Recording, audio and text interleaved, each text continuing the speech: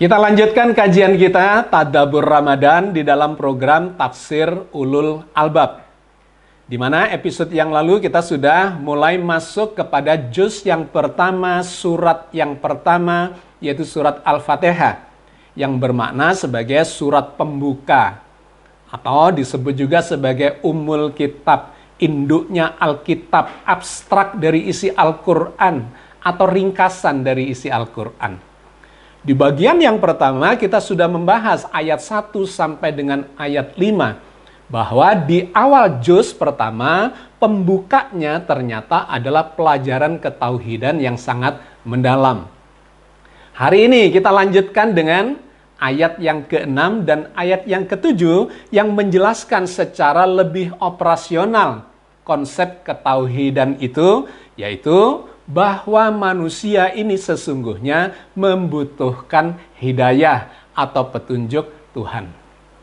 Bagaimana penjelasannya? Mari kita kaji di dalam episode 4 kali ini.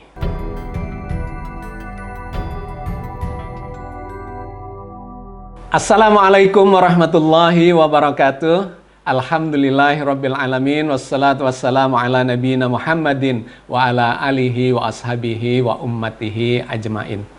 Sahabat sekalian, kita lanjutkan kajian kita di dalam program Tafsir Ulul Albab. Hari ini kita membahas kelanjutan bagian akhir dari surat pembuka, surat Al-Fatihah atau Ummul Kitab. Kita sudah membahas ayat pertama sampai dengan ayat ke-5. Poinnya sangat mendasar karena mengajarkan ketauhidan. Bahwa ketauhidan itu harus diperkenalkan lebih dulu sebelum kita membaca bagian-bagian yang lebih lanjut dari isi Al-Quran. Dikarenakan kalau ketauhidannya salah, maka pelajaran berikutnya akan ditangkap, dipersepsi secara salah.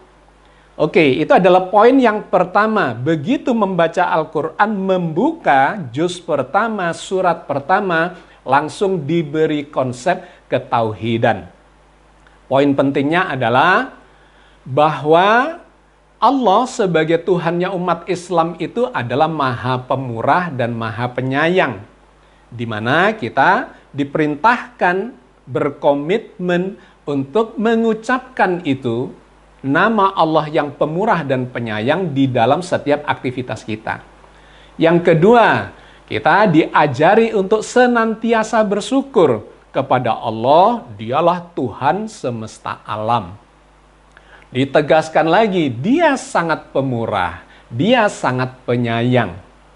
Dan dialah Allah yang menguasai hari pertanggungjawaban, hari pengadilan pada saat kiamat nanti.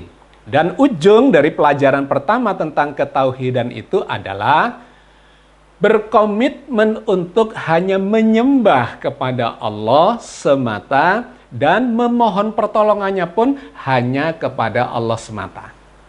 Oke, ini poin penting di bagian yang pertama dari surat pembuka, surat Al-Fatihah. Nah, di episode kali ini kita lanjutkan. Dari 5 kalimat atau 5 ayat itu, kemudian muncullah ungkapan lebih jauh yang menjelaskan, mengelaborasi secara operasional. Ihdinas siratal mustaqim. Siratal ladzina an'amta alaihim ghairil maghdubi alaihim waladdallin. Ya Allah, tunjukilah kami jalan yang lurus. Siratal mustaqim. Apa itu siratal mustaqim? Dijelaskan di ayat yang terakhir, yaitu jalannya orang-orang yang Engkau beri nikmat, bukan jalannya orang-orang yang dimurkai, dan bukan jalannya orang-orang yang tersesat. Ayat ini menarik dan memiliki penekanan, penegasan yang berbeda dibandingkan dengan ayat yang pertama sampai dengan yang kelima. Ayat pertama sampai dengan yang kelima itu menegaskan tentang otoritas Allah sebagai Tuhan yang pantas dijadikan Tuhan. Nah, di ayat berikutnya ini, 6-7 ini, kemudian menjadi lebih operasional. Tunjukilah atau berilah kami petunjuk kemana? Ke jalan yang lurus.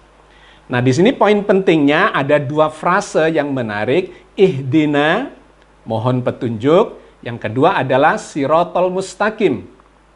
Ihdina dari kata hada yahdi yang bermakna menunjuki atau memberi petunjuk. Kata bendanya kemudian menjadi hudan, petunjuk, atau jamaknya menjadi hidayah. Jadi sangat menarik bahwa setelah diajari untuk hanya kepada Allah lah kita menyembah dan hanya kepadanya mohon pertolongan, maka ajaran berikutnya adalah meminta diberi petunjuk, meminta hidayah.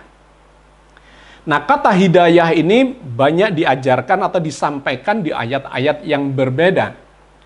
Poin pentingnya, manusia ini sesungguhnya memiliki banyak keterbatasan. Keterbatasan pengetahuan. Banyak sekali yang kita tidak tahu.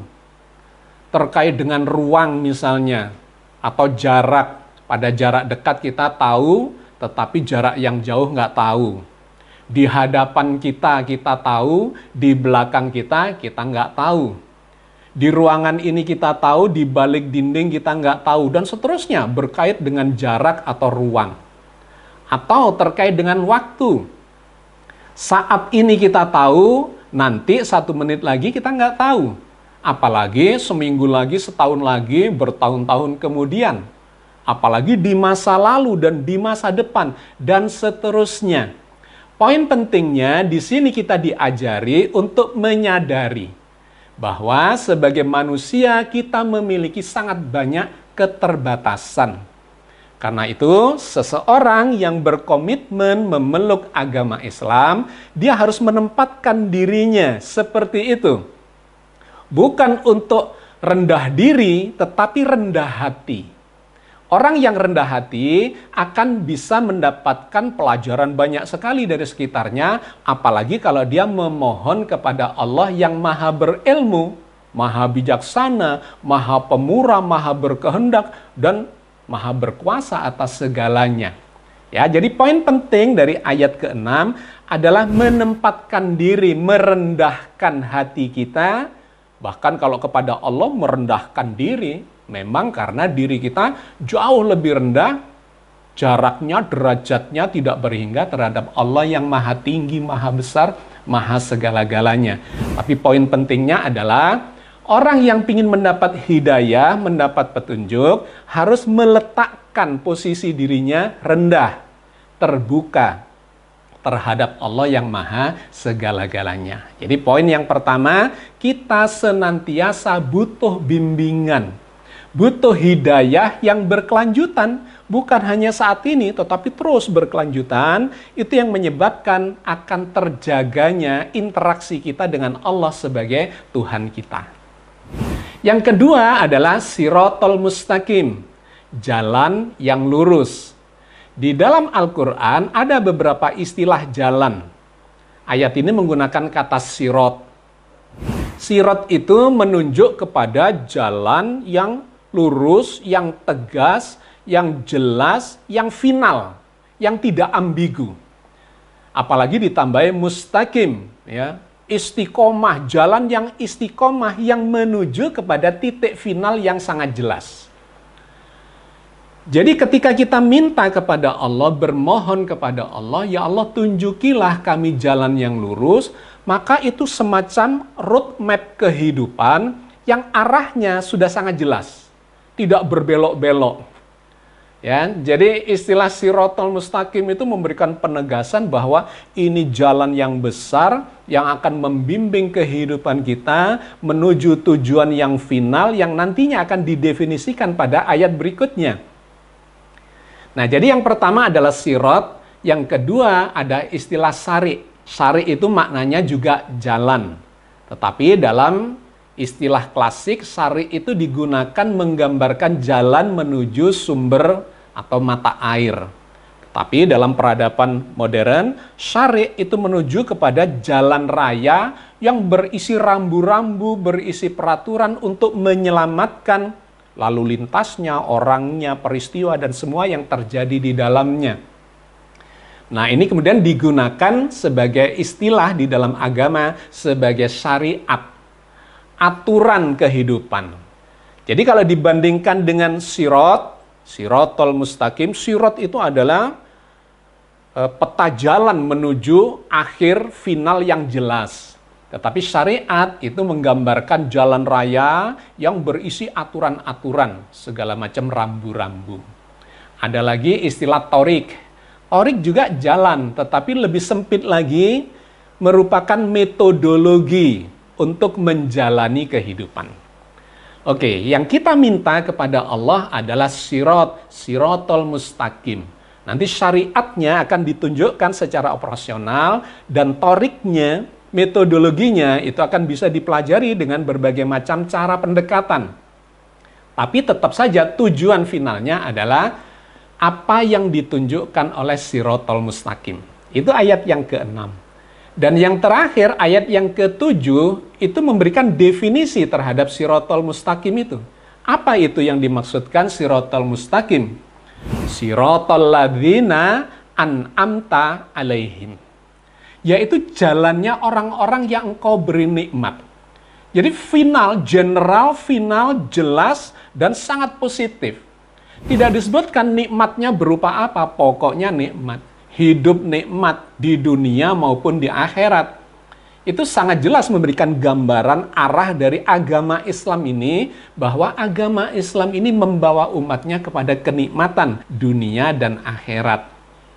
Itu definisi yang pertama, tapi diperjelas lagi. Siratal ladzina an'amta alaihim ghairil maghdubi alaihim waladdallin. Bukan jalannya orang-orang yang al-maghdubi alaihim. Orang yang dimurkai oleh Allah. Tuh, kenapa dimurkai? Kelompok al-maghdub alaihim ini, orang dimurkai ini adalah orang-orang yang sengaja untuk menentang, sengaja melakukan kejahatan, sengaja mengingkari, sengaja berlaku kriminal, sengaja berbuat dosa. Artinya di situ memang ada penentangan. Itu ada di dalam kelompok al-maghdub alaihim. Berbeda dengan ad-dallin, orang yang tersesat. Kalau orang tersesat itu maunya baik, pinginnya baik, tetapi salah jalan, keliru jalan, sehingga ketemunya ujungnya menjadi tidak baik. Nah, ayat-ayat ini mengajarkan kepada kita agar kita, satu, meminta ditunjukkan jalan yang menuju pada kenikmatan.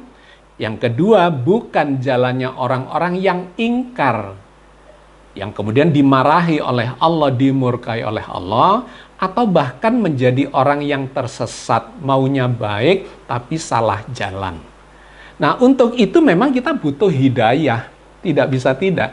Kenapa? Karena banyak sekali hal-hal yang tidak kita ketahui. Kita sudah melakukan kajiannya, pemahamannya, menyimpulkan secara logis, analitik, rasional, dan sebagainya, tetapi tetap saja selalu ada celah di mana kita melakukan kesalahan, dan manusia adalah tempatnya kesalahan.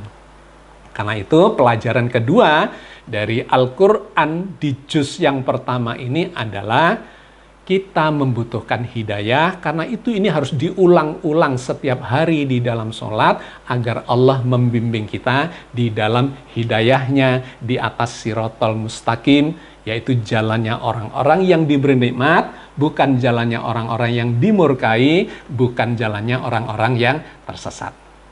Assalamualaikum warahmatullahi wabarakatuh.